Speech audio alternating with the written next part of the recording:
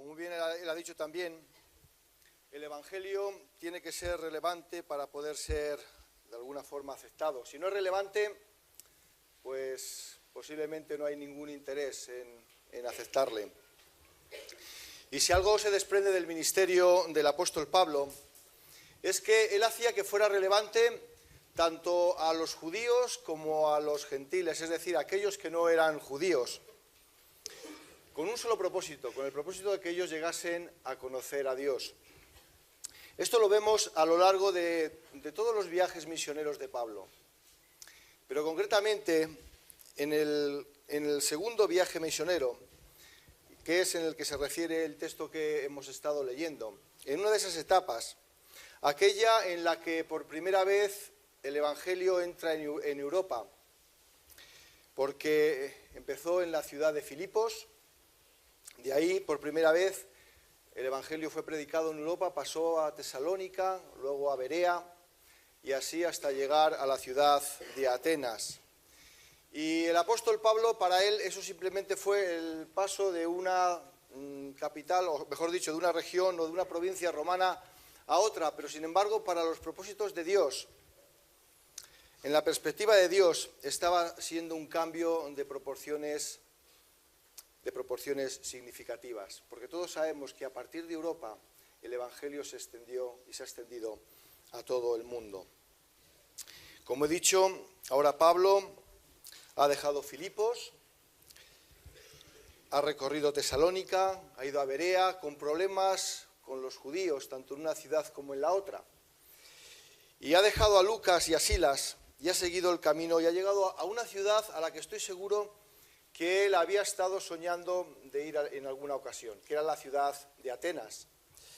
Estar en Atenas era como estar en la ciudad cultural del mundo. Ya no era obviamente aquella ciudad poderosa, ¿no?, del siglo IV y del siglo V antes de Jesucristo, pero seguía conservando cierto brillo. Al menos era la ciudad cultural más importante, si no de Occidente, por lo menos del Oriente. Y Pablo llega allí y experimenta una fuerte reacción. ¿Qué reacción tuvo el apóstol Pablo al llegar a esa ciudad?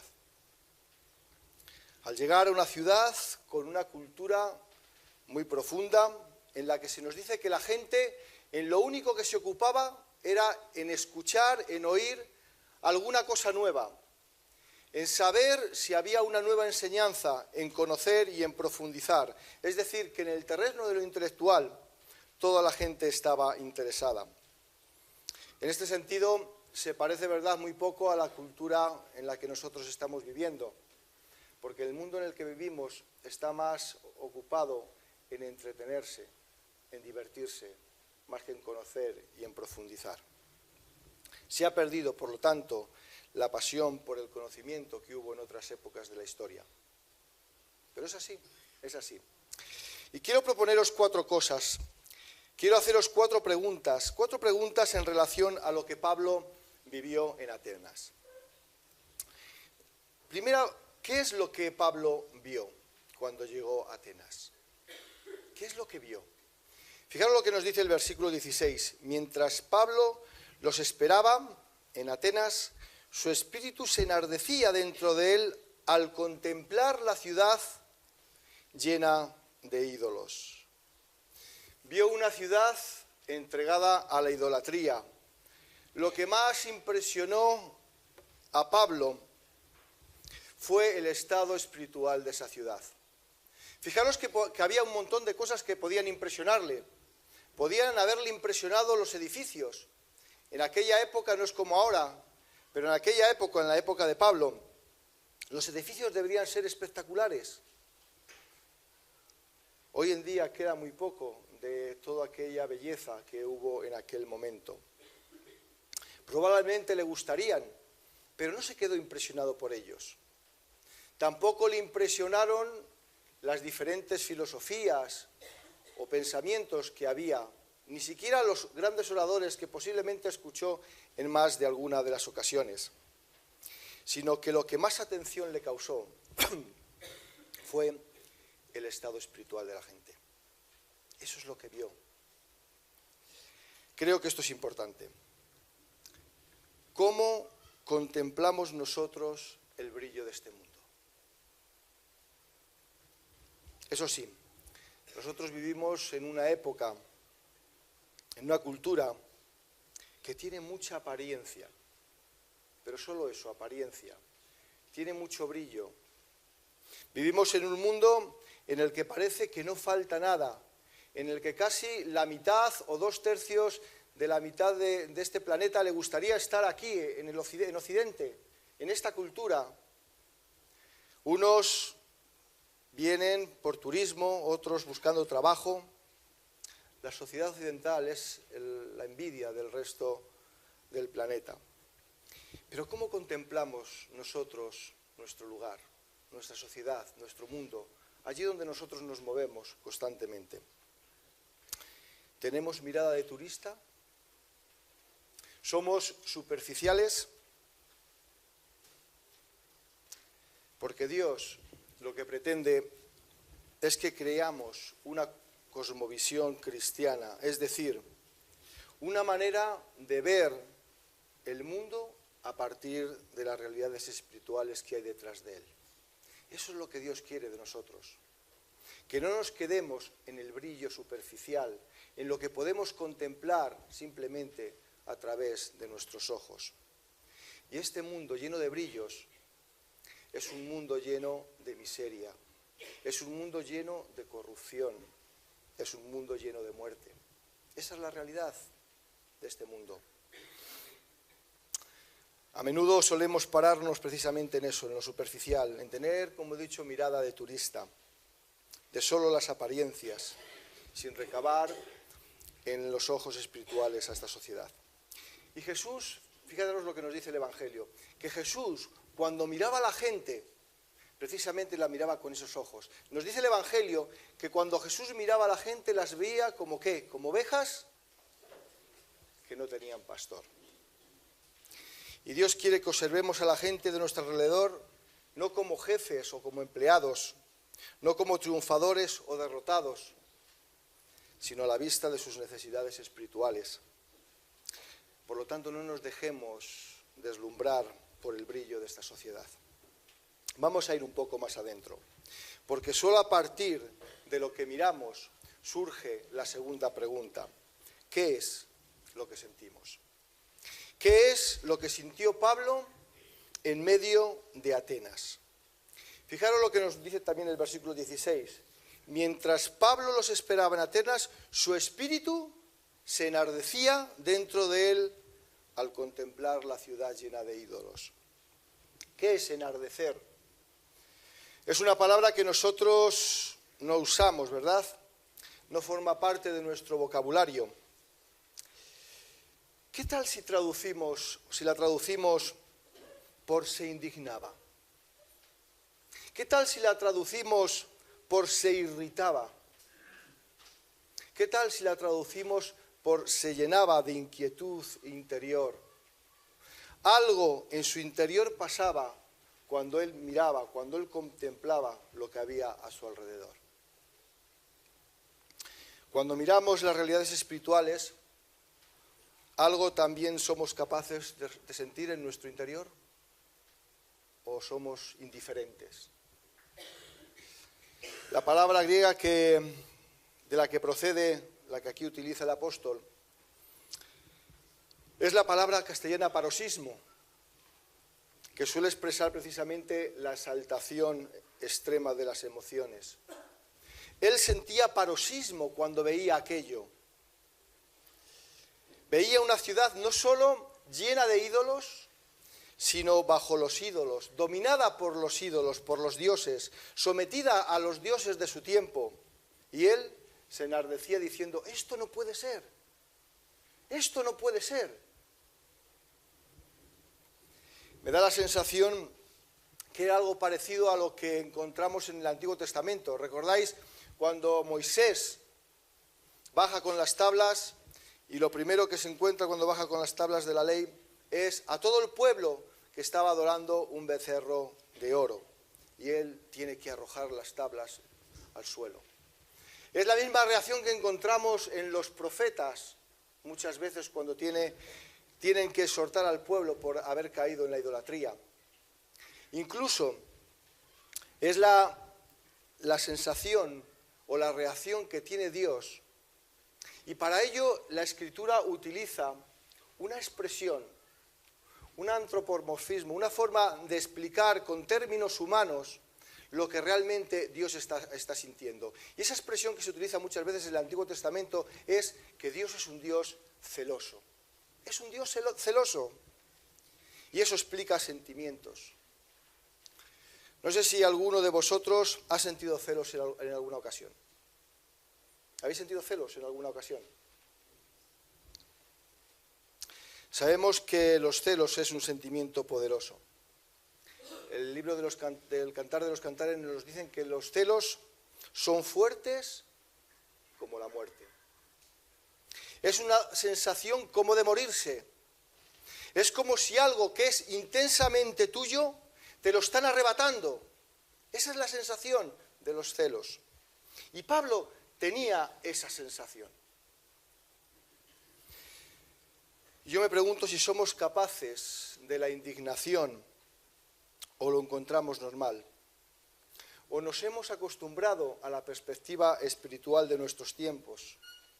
O si estamos acostumbrados a una sociedad entregada a los ídolos, porque los ídolos de hoy son muy sofisticados. Los ídolos de hoy son muy sofisticados. Pero como dice el profeta Ezequiel, estos hombres han puesto sus ídolos en su corazón. Y sabéis, hermanos, el corazón del ser humano es una fábrica de ídolos. Porque toma cosas buenas y las convierte en esenciales. Nuestro corazón, nuestro pensamiento, las deifica como el centro de nuestra propia vida. Porque pensamos que si las alcanzamos, que si las podemos hacer nuestras, entonces pueden ofrecernos tranquilidad, seguridad, paz, trascendencia y plenitud. Y estamos muy equivocados. Nuestra sociedad contemporánea en su esencia no es distinta a las antiguas.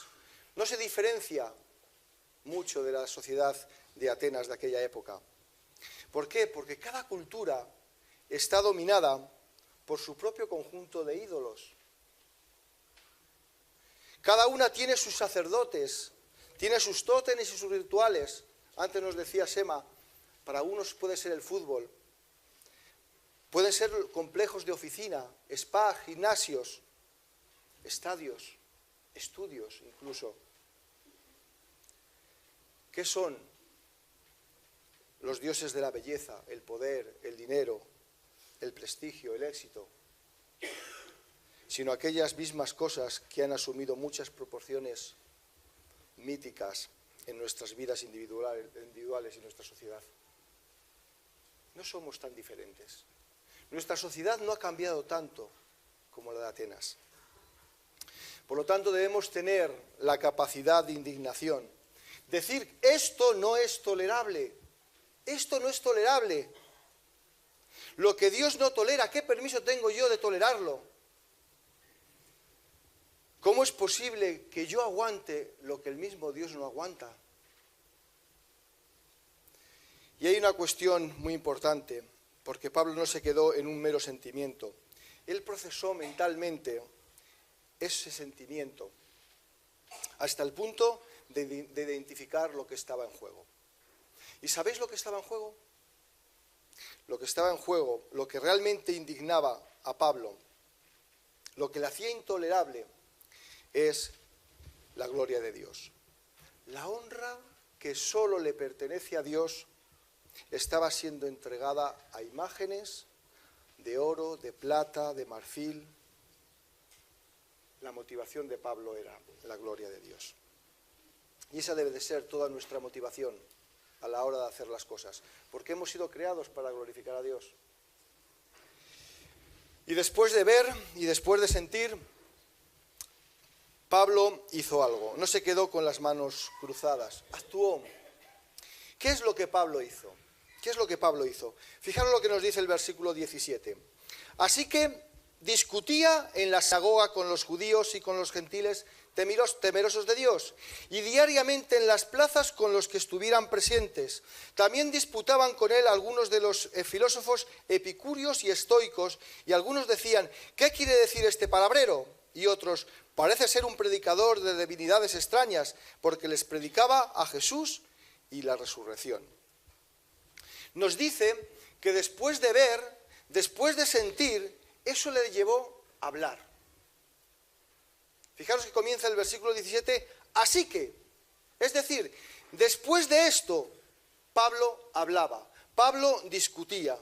Y el término griego aquí quiere decir que él les dirigía la palabra. No es que discutía en el sentido de empezar a decirles, pues no estoy de acuerdo contigo y yo te voy a decir lo que debes de creer, sino que él les dirigía la palabra.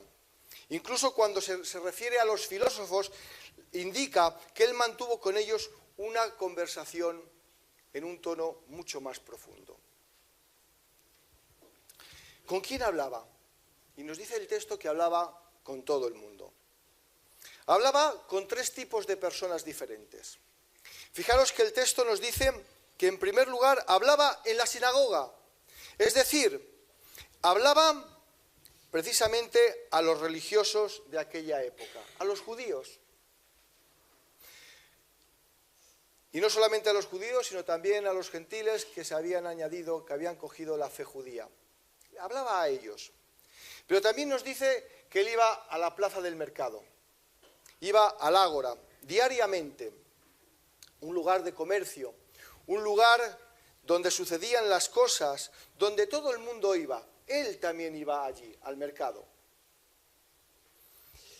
Y también nos dice que había un tercer grupo de personas con los que hablaba.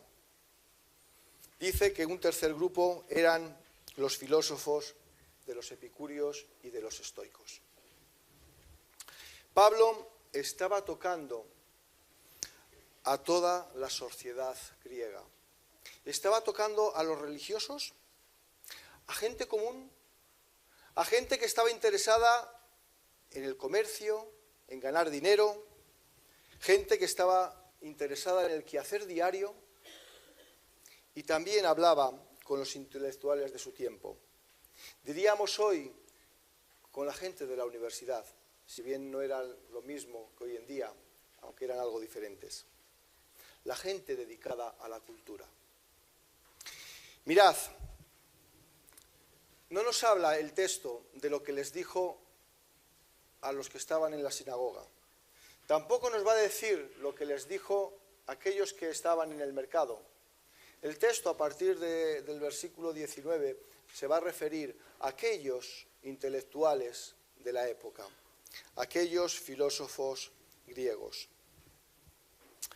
¿Por qué? Porque esta gente eran los intelectuales de aquella sociedad. Y Pablo tenía mucho interés en hablarles a ellos. Y nos dice concretamente qué es lo que les dijo. Pero antes vamos a pararnos un momento en qué creía esta gente. ¿Qué es lo que creían los epicúreos y los estoicos? Eran distintos, por eso menciona a los dos. Y aunque es un poco complicado hacer un resumen de lo que creían tanto uno como otros, sí al menos vamos a darle unas pinceladas. Los epicúreos, lo que les distinguía era la búsqueda del placer. Para nosotros, buscar el placer tiene unas connotaciones negativas, ¿verdad? Porque pensamos normalmente en los placeres bajos, en aquellos instintos que posiblemente pues, tienen una connotación un tanto negativa.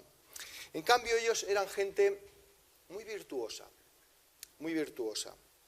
Y cuando hablaban del placer, se referían al gozo, a la tranquilidad que trae paz, y eso es lo que les producía placer.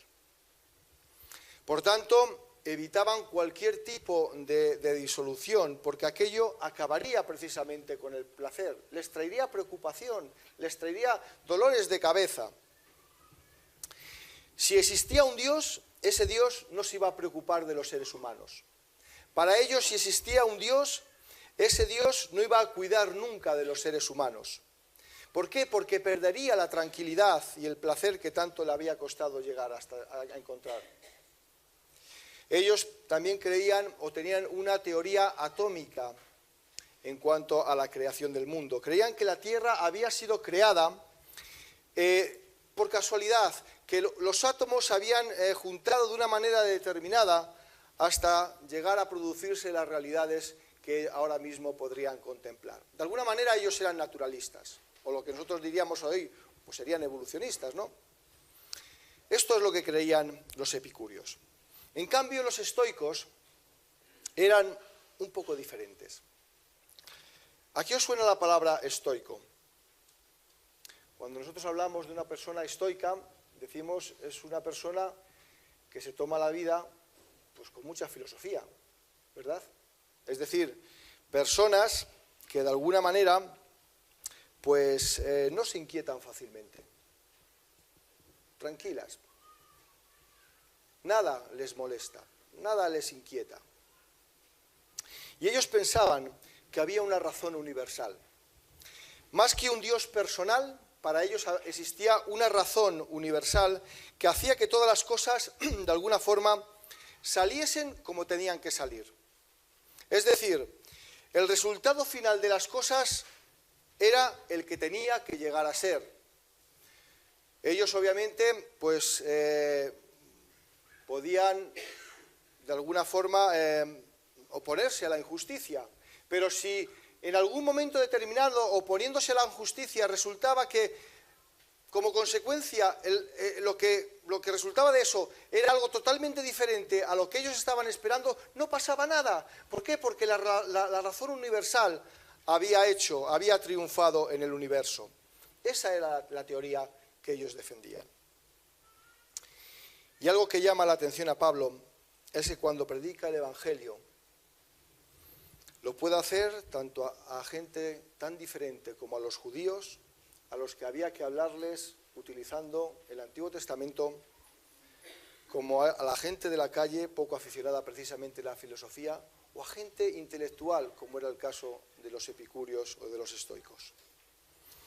Sin embargo, el mensaje de Pablo era capaz de contextualizarse. El Evangelio, hermanos, es un mensaje que se puede expresar de formas distintas sin traicionar el espíritu del Evangelio. Y nosotros tenemos que ser capaces no solo de expresar el Evangelio en términos religiosos, porque estamos acostumbrados simplemente a expresarlo en términos religiosos. Y tengo la sensación de que muchas veces no llegamos a nuestra sociedad porque hablamos excesivamente en forma religiosa. Hablamos de los temas que no preocupan a la gente. Enfocamos el Evangelio solamente desde una perspectiva. Y el Evangelio necesita ser expresado desde perspectivas muy diferentes. El Evangelio necesita ser expresado desde el punto de vista de la medicina, de la ciencia, de la psicología.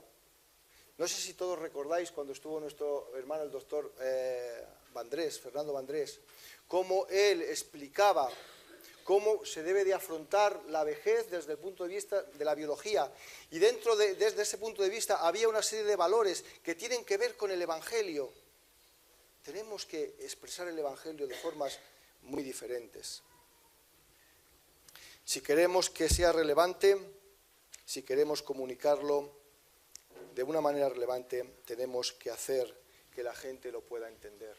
Y la gente de la calle muchas veces no nos entiende. Es más, muchas veces le parece que es aburrido, que no es interesante. Por lo tanto, hermanos, no existe un evangelio de talla única. Cada uno tiene que escuchar el evangelio de una forma que le sea relevante. Y cada uno de nosotros somos capaces precisamente de expresarlo de esa manera. Porque Dios nos ha hecho a cada uno de una manera diferente. El único que puede expresar el evangelio a la Guardia Civil, pues es Ema, porque es Guardia Civil. Por mucho que yo quiera ir y me paren poniéndome una multa, yo no le voy a decir, oye, hermano, te voy a decir yo lo que es el evangelio, ¿verdad? porque va a meter la multa y a lo mejor dice, pues encima por chulería te voy a poner otra por desacato a la autoridad, ¿no? Y así en cada caso, en cada caso. Finalmente, ¿qué dijo Pablo? Nos hemos detenido en lo que Pablo vio, hemos visto cómo se sintió, lo que él hizo, y como consecuencia de profesar ese pensamiento, ese sentimiento, ahora vamos a ver qué es lo que él dijo. ¿Qué es lo que Pablo les dijo, en este caso, a los epicúreos y a los estoicos? Ser llevado al Areópago era una cosa muy solemne. No sabemos si se refería a que le llevaron a la colina del Areópago o si le llevaron al tribunal donde se reunía precisamente el propio Areópago, que estaba junto a la plaza del mercado, junto al ágora. Pero fijaros que lo primero que les dijo fue, hay un punto de conexión entre tú y yo. Hay algo en lo que estamos de acuerdo. Hay algo común entre tu planteamiento y mi planteamiento. Y nosotros a veces cuando tenemos que defender la fe, lo hacemos de forma contraria. Es decir, desde el lado de la discusión. Pablo no nos dice que hagamos esto. Fijaros cómo comenzó en el versículo 22. Poniéndose en pie en medio del Areópago dijo, varones atenienses, percibo que sois muy religiosos en todo sentido. Paseando he visto los altares, he tomado interés en vosotros. Más adelante, no solamente dirá eso, sino que citará a poetas griegos. En el Nuevo Testamento encontramos hasta 4 citas de poetas griegos que el apóstol Pablo utiliza. Es decir, el apóstol Pablo se tomó la molestia de leer los poetas griegos y de memorizarlos, porque sabía que eso podía ser un elemento de acercamiento para poder alcanzar a esas personas para Jesús. Y hay que acercarse a la gente, hay que comenzar con los elementos que tenemos en común, por aquello que nos une y no por las diferencias. Y a partir de ahí, ¿qué es lo que les dijo? Pues les dijo, he visto un altar al Dios desconocido. Pablo les dice, a ese que tenéis en vuestros propios altares, a ese en el que tenéis una placa en el que decís, este altar está destinado al Dios no conocido, vosotros que sois el centro del conocimiento, vosotros que admitís que lo que os preocupa es el saber y el conocer, a ese Dios que vosotros desconocéis, este tosco judío de Tarso os lo va a dar a conocer, os lo va a presentar, os va a hablar precisamente de él. Y os lo voy a decir, os lo voy a hablar de una manera completamente distinta. Y lo primero que les dice es que es un Dios creador. Que hay un Dios creador. Que esto no se formó por un conjunto de átomos que se juntaron de una manera inexplicable, sino que todo esto se formó porque hay alguien, no algo, ni siquiera una fuerza, que ha creado todo lo que hay. Fijaros lo que les dice en el versículo 24, el Dios que hizo el mundo y todo lo que en él hay, puesto que es Señor del cielo y de la tierra. No solamente lo hizo, sino que manda sobre él. Es Señor del cielo y de la tierra. Y no mora en templos hechos por manos humanas. No se le puede confinar en un templo, como vosotros lo hacéis, les está diciendo. Y la segunda idea es que es un Dios sustentador. Fijaros en el versículo 25, ni es servido por manos humanas como si necesitase de algo, puesto que Él da a todos vida y aliento a todas las cosas. Qué ridículos, ¿verdad?, los dioses griegos. Dioses llenos de pasiones humanas, dioses llenos de defectos, dioses que posiblemente se enfadaban cuando no conseguían aquello que pensaban que se les debía de dar.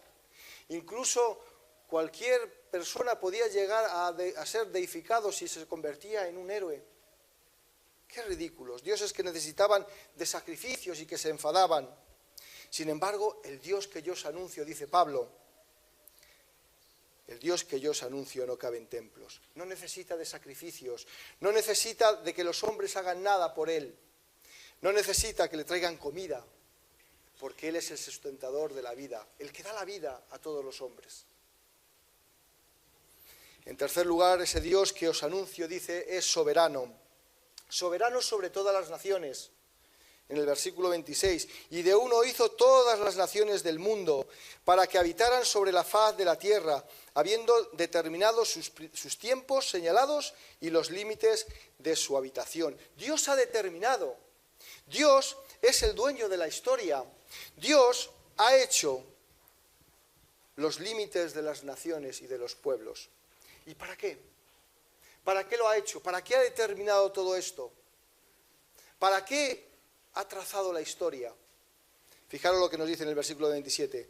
Para que buscaran a Dios, si de alguna manera palpando le hallen, aunque no está lejos de ninguno de nosotros. Porque en Él todos vivimos, nos movemos y existimos.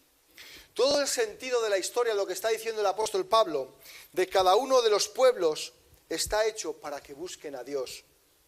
Para que busquen como palpando, como una persona que tiene los ojos cerrados, que al menos tocando, palpando, puedan al menos encontrarle.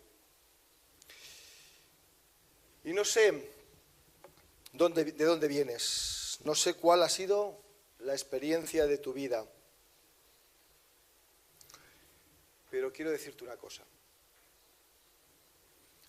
Dios ha forjado la historia de tu vida de tal forma que tú le busques. Dios ha hecho todo en tu vida para que tú le busques. Porque Él está hablando a tu corazón, como ha dicho antes Emma, en cada situación que ocurre en tu vida. Es parte del propósito de Dios hablar a tu corazón. Dios habla a las personas. Dios habla a las personas.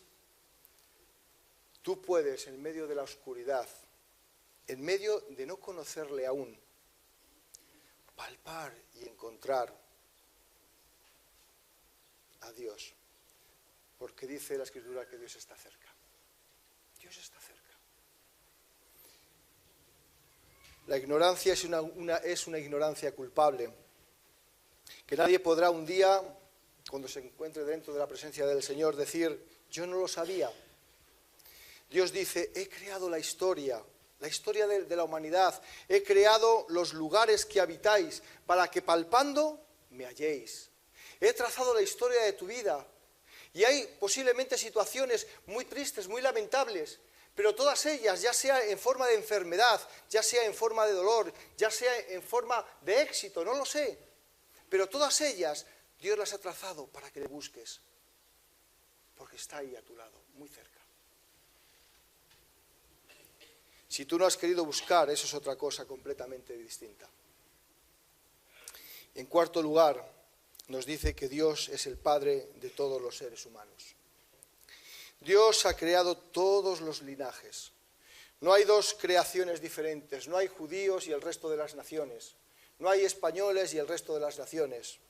No, siendo pues linaje de Dios, no debemos pensar que la naturaleza divina sea semejante a oro, plata o piedra esculpidos por Él, esculpidos por el arte y por el pensamiento humano. Por eso es que la idolatría, ya sea antigua o moderna, primitiva o sofisticada, es una idolatría inexcusable. Se proyecte en imágenes de metal o se proyecte en pensamientos mentales sofisticados. Hemos de ser humildes y creer que somos seres creados y no presumir que nosotros vamos creando a Dios y gobernando sobre Él. Y lo último que nos dice, es que Dios es juez de todos. En el versículo 30. Por tanto, habiendo pasado por alto los tiempos de ignorancia, Dios declara a todos los hombres, en todas las partes, que se arrepientan. porque Él ha establecido un día en el cual juzgará el mundo en justicia por medio de un hombre a quien ha designado, habiendo presentado pruebas a todos los hombres al resucitarle de entre los muertos. Dios es misericordioso. Dios ha pasado por alto tu ignorancia y mi ignorancia. Dios ha sido bueno contigo y conmigo. Y Dios declara a todo hombre, a ti también, nos habla ahora y nos dice que nos arrepintamos. Que nos arrepintamos. Y arrepentirse significa cambiar de mente. Arrepentirse significa que si tú pensabas que estabas en lo correcto, pues que te des cuenta que no es así. Si pensabas que la forma en que estabas guiando tu vida era la forma correcta, Dios te dice que no es eso. Que no es eso. Tu vida carece de propósito y esa no es la dirección. Te has equivocado completamente en lo que nos está diciendo. Necesitas girarla en la dirección correcta. Y manda a todos los hombres que hagan eso, que se arrepientan.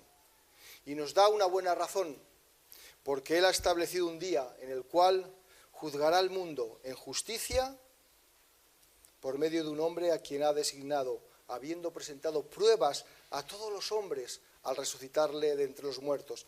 El juicio será universal. No para unos sí, para otros no. Ese juicio va a ser en justicia. No habrá quien pueda decir, bueno, yo voy a pagarme un buen abogado y ya veré cómo voy a salir de esta. No habrá oportunidad para pagar un buen abogado, porque todos vamos a pasar por él. No nos dice el día, pero el día dice que está designado. Él designó a alguien, a Jesús, para que sea el que nos juzgue con justicia a todo el mundo. Y tú tienes hoy una oportunidad. Es el día en el que puedes decidir para cambiar tu vida. Esto no es un misterio, ¿eh? No se trata de lanzar los dados, no se trata de cruzar los dedos, se trata de tomar una decisión. Se trata de decisiones en tu vida. Y en el día de hoy tú puedes tomarlas. La palabra de Dios dice que manda a todo hombre que se arrepienta. Arrepiéntete, es lo que yo te quiero invitar, que te arrepientas.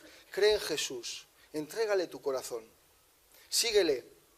Cree que la sangre de Jesús puede limpiarte, puede darte nueva vida. Y hubo gente que así lo hizo, nos dice el texto.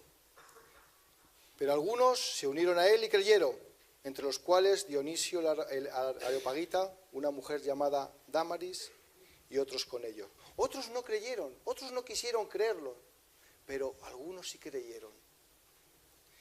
Hoy es una buena ocasión. Dios quiere que sea hoy para ti el día de salvación. Y de la misma manera que este Dionisio o que Dámaris creyeron, hoy también tú puedes tomar una decisión para seguir a Jesús. Es el momento. No seas como los otros que dijeron que no. Y yo te invito a que lo pienses profundamente. Y si tienes alguna pregunta, alguna duda, puedes luego hablar conmigo.